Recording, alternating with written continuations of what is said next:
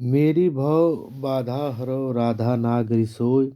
आजा तन की झाई परे श्याम हरित दुति होय। रेखांकित शब्द है श्याम हरित दुति होय। इसका अर्थ क्या है? इस अंश का रेखांकित शब्दों का अर्थ क्या है? रेखांकित अंश में गौरवपूर्ण राधा का श्याम वर्णीय होना सांकेतिक नहीं है। प्रस्तुत दोहे में बिहारी जी कहते हैं कि वह चतुर राधिका जी मेरे सामाजिक कष्टों को दूर करें, जिनके पीली आभा वाले यानी शरीर की झाई यानी प्रतिबिंब पड़ने से श्याम वर्ण के प्रकृत हरित वर्ण की धुति वाले अर्थात हरे रंग के हो जाते हैं। अर्थात श्री कृष्ण भी फीकी क्रांति वाले हो जाते हैं। कविवर बिहारी सन 1595 से 1663 ईस्वी के निम्बार्क संप्रदाय में दीक्षित हुए तथा इनके गुरु का नाम नरहरि दास था। बिहारी रीतिकाल की रीति सिद्धि काव्यधारा के प्रतिनिधि कवि हैं तथा ये जयपुर के महाराजा जय सिंह के आश्रय में रहते थे। श्री राधा चरण गोस्वामी ने बिहारी को पीयूष वर्षीय मेघ की उपमा दी। बिहारी लाल की एकमात्र रचना बिहारी सतसई जो दोहा छंद में रचित है। इसकी भाषा परिनिष्ठित साहित्यिक ब्रज भाषा है। अगला प्रश्न है सनिक जल चख झख लगन उपजो सुदीन स्नेहु क्यों न नृपति हैं भोगवै लहि सुदेह सबुदेहु। इस दोहे में बिहारी के किस विशिष्ट ज्ञान का परिचय प्राप्त होता है? उत्तर है ज्योतिषी विषय ज्ञान। इस दोहे में बिहारी के ज्योतिषी विषय ज्ञान का परिचय प्राप्त होता है। शेष विकल्प गलत है। प्रस्तुत दोहे में सखी नायिका से कह रही है कि शनि ग्रह के नेत्र रूपी मीन राशि में स्थित होने से प्रभु मुहूर्त में जो स्नेह रूपी शिशु उत्पन्न हुआ है वह राजा होकर संपूर्ण शरीर रूपी सुंदर प्रदेश को क्यों नहीं भोगेगा। इस दोहे में सखी अपने वाक चातुरी द्वारा नायिका के हृदय में नायक के प्रति प्रेम उत्पन्न करने का प्रयास करती है। कहा जाता है कि शनि ग्रह जब मीन राशि में हो उस समय जिस शिशु का जन्म होता है वह शिशु ज्योतिषी के अनुसार कीर्तिमान राजा होता है। बिहारी की रामचंद्र शुक्ल की रसवादी तथा डॉक्टर नागेंद्र ने ध्वनिवादी कवि माना है। बिहारी के काव्य को पदम सिंह शर्मा ने शक्कर की रोटी कहा है। अगला प्रश्न है तो परवारो उर्वासी सुनी राधिके सुजान तू मोहन के उर्वासी है उर्वासी समान। इस उक्ति में रत्नाकर जी ने उर्वासी का क्रमशः अर्थ किया है।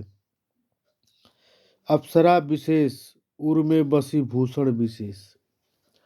रत्नाकर जी ने उर्वासी का क्रमशः अप्सरा विशेष और उर में बसी भूषण विशेष अर्थ निर्धारण किया है। यह दोहा कविवर बिहारी द्वारा रचित है। इस दोहे में कृष्ण कहते हैं कि हे सुजान राधिके तुम यह समझ लो कि मैं तुम्हारे रूप सौंदर्य पर उर्वशी जैसी नारी को भी न्यौछावर कर सकता हूँ। कारण यह है कि तुम तो मेरे हो, तुम तो मेरे हृदय में उस प्रकार निवास करती हो जिस प्रकार उर्वशी नामक आभूषण हृदय में निवास करता है। इस दोहे में कवि ने उर्वासी शब्द के द्वारा यमक अलंकार का चमत्कार दिखाया है। प्रस्तुतिकरण की शैली अलंकारिक तथा चमत्कारिक है। बिहारी सतसई पर जगन्नाथ दास रत्नाकर ने बिहारी रत्नाकर सन 1921 ईस्वी में नामक टीका लिखी जो हिंदी खड़ी बोली की सर्वश्रेष्ठ टीका है। बिहारी सतसई पर कवि हाल कृत गाथा सप्तशती अमरूक कृत अमरूक शतक तथा गोवर्धनाचार्य कृत आर्य सप्तशतक संस्कृत का प्रभाव पड़ा।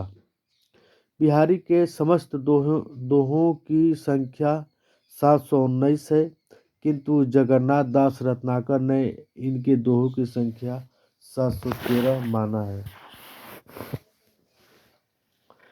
बिहारी के किस दोहे में भक्ति का संदर्भ नहीं है? बिहारी के फिर चित उत भयो भौर की नाव दोहे में भक्ति का संदर्भ नहीं है। इस दोहे में पूर्वानुरागिनी नायिका अंतरगिनी सखी से अपनी स्नेह दशा का वर्णन करती हैं। शेष दोहे में बिहारी के भक्ति का संदर्भ विद्यमान है। बिहारी की ऊहात्मक उक्तियों पर फारसी कविता का प्रभाव माना जाता है।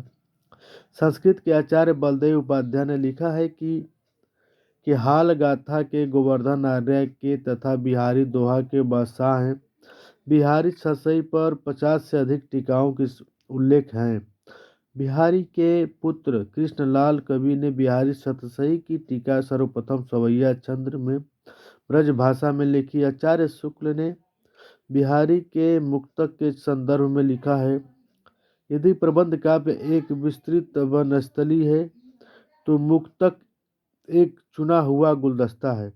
आचार्य शुक्ल के अनुसार बिहारी छसई पर सबसे उत्तम और प्रामाणिक टीका जगन्नाथ दास रत्नाकर कृत बिहारी रत्नाकर है। पंडित परमानंद ने श्रृंगार सप्तशती शीर्षक से संस्कृत में तथा मुंशी देवी प्रसाद प्रीतम ने गुलदस्त बिहारी के कुछ दोहों पर कुंडलिनी छंद की रचनाएं की। बिहारी छसई की भूमिका के रचनाकार पद्म सिंह शर्मा है। बिहारी छसई की भूमिका के रचनाकार पद्म सिंह शर्मा है।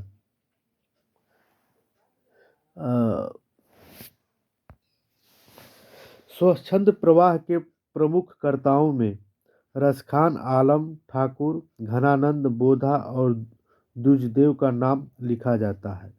इन सब में श्रेष्ठ घनानंद ही प्रतीत होते हैं। ये कथन किसका है?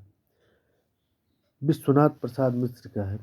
स्वच्छंद प्रवाह इन सब में श्रेष्ठ घनानंद ही प्रतीत होते हैं, कथन विश्वनाथ प्रसाद मिश्र का है। घनानंद 1689 से 1739 ईस्वी में दिल्ली के मुगल बादशाह मोहम्मद शाह रंगीले के मीर मुंशी थे। दिल्ली से निकाले जाने के पश्चात ये वृंदावन आकर निम्बार्क संप्रदाय में दीक्षित हुए। घनानंद को रीति काल का साक्षात रसमूर्ति तथा प्रेम की पीर का कवि कहा जाता है। आचार्य विश्वनाथ प्रसाद मिश्र ने घनानंद की संपूर्ण रचनाओं का संग्रह घनानंद ग्रंथावली शीर्षक से किया। इसमें कुल 502 छंद हैं। आचार्य रामचंद्र शुक्ल ने लिखा है कि प्रेम की पीर ही को लेकर इनकी वाणी का प्रादुर्भाव हुआ। प्रेम मार्गी का ऐसा प्रवीण और धीर पथिक तथा जबादानी का ऐसा दावा रखने वाला ब्रजभाषा का दूसरा कवि नहीं हुआ। अगला प्रश्न है,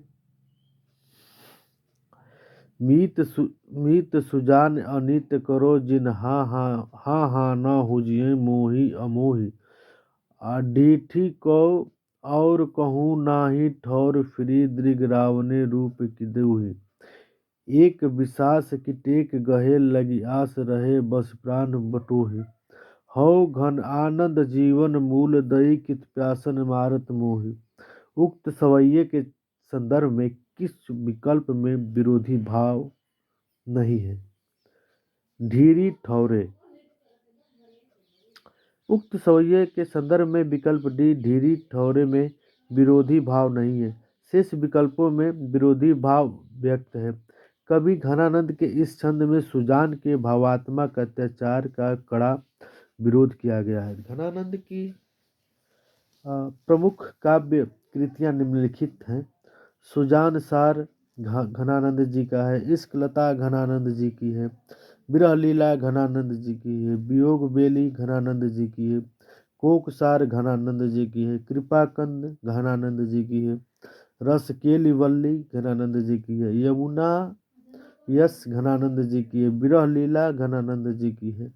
और इश्क लता फारसी के छंद में जो इश्क लसा फारसी के छंद में लिखा गया है। इनकी प्रमुख अलंकार विरोधाभास है। भारतेंदु हरिश्चंद्र ने घनानंद की रचनाओं का संग्रह सुंदरी तिलक शीर्षक से प्रकाशित कराया था।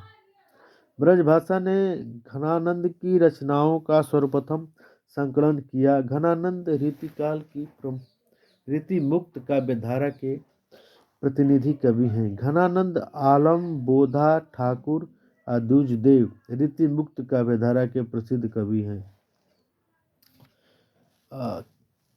कौन सा ग्रंथ जो है केशव की नहीं है? भाषा भूषण। भाषा भूषण ग्रंथ केशव की नहीं है। सिद्धांत बोध आनंद विलास तथा भाषा भूषण ग्रंथों की रचना महाराजा जसवंत सिंह ने की। केशवदास की कृतियां निम्नलिखित हैं। रसिक प्रिया केशवदास की है, कवि प्रिया केशवदास की है, रामचंद्रिका केशवदास की है, रचन बावनी केशवदास की है, जहांगीर जस चंद्रिका केशवदास की है, विज्ञान गीता केशवदास, छंदमाला आदि केशवदास की है। आचार्य शुक्ल ने केशव को कठिन काव्य का प्रेत कहा है। राम स्वरूप चतुर्वेदी ने रामचंद्रिका को छंदों का अजायब घर कहा है।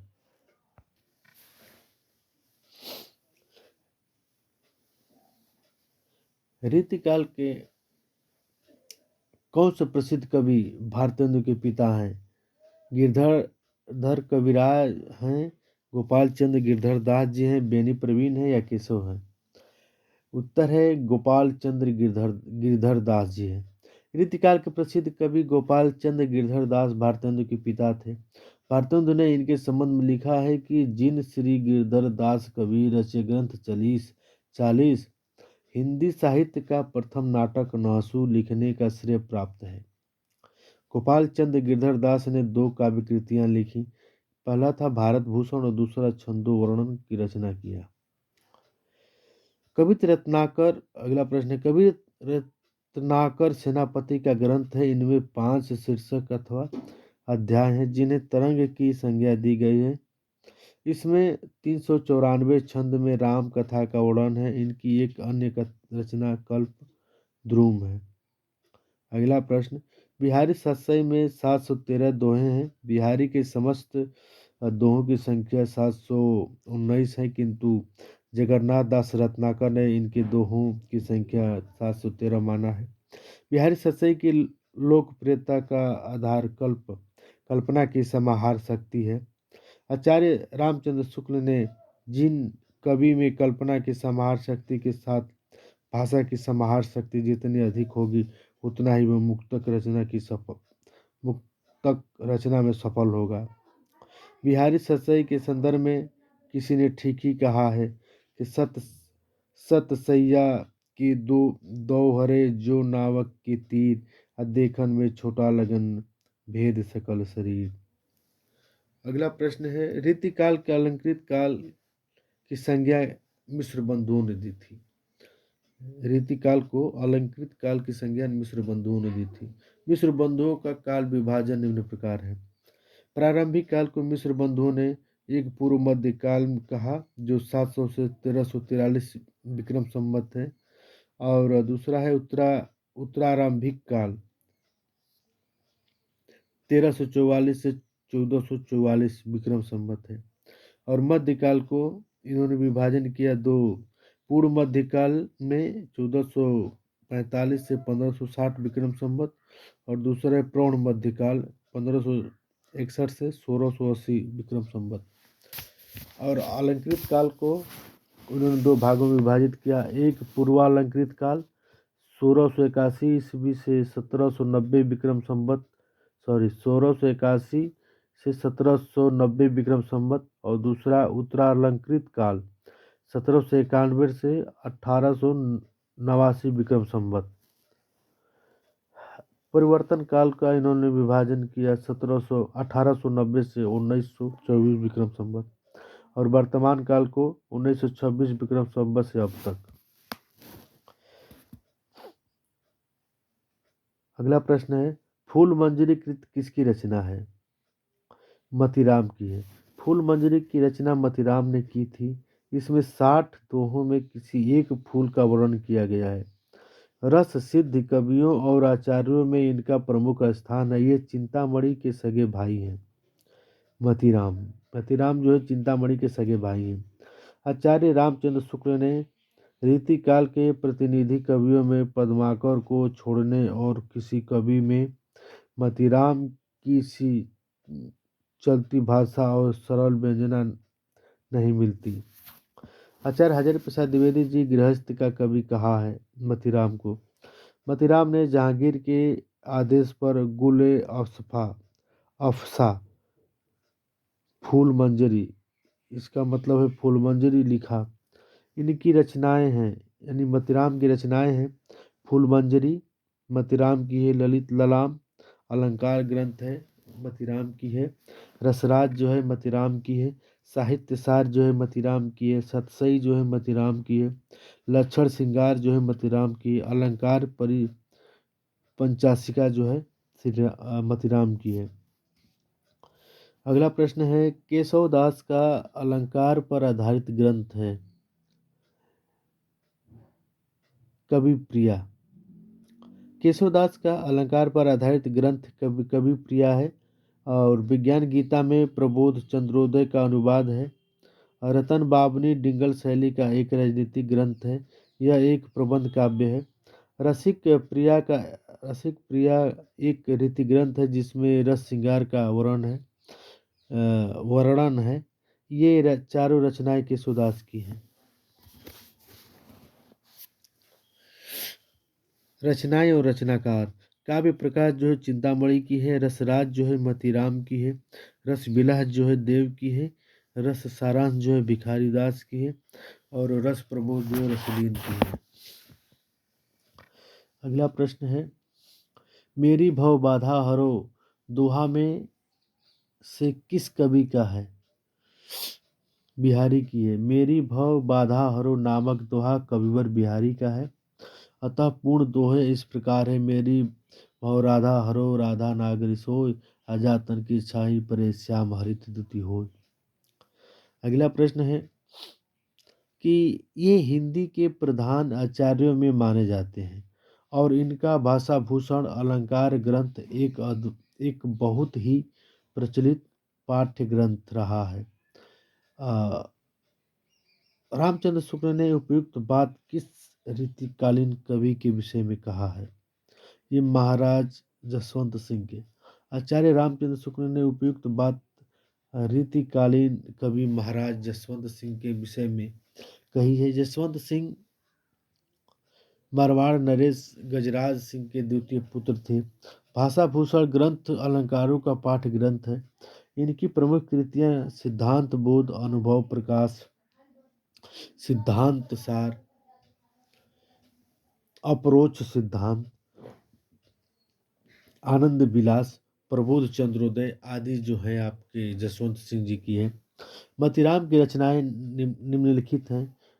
फूल मंजरी जो है मतीराम की है, लक्षण श्रृंगार मतीराम की है, साहित्य सार मतीराम की है, रसराज जो मतीराम की है, ललित ललाम मतीराम की है, सतसई मतीराम की है, अलंकार पंचाशिका मतीराम की है, वृत्त कौमुदी मतीराम की है और महाराजा जसवंत सिंह के कृतियां हैं, निम्न कृतियां हैं।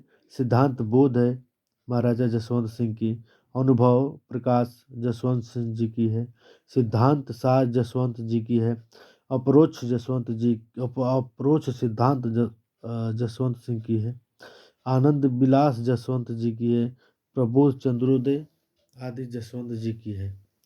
अगला प्रश्न है यह निसंकोच कहा जा सकता है कि भाषा पर जैसा अचूक अधिकार इनका था वैसा और किसी कवि का नहीं। रामचंद्र शुक्ल का यह कथन किस कवि के संबंध में है? घनानंद जी के।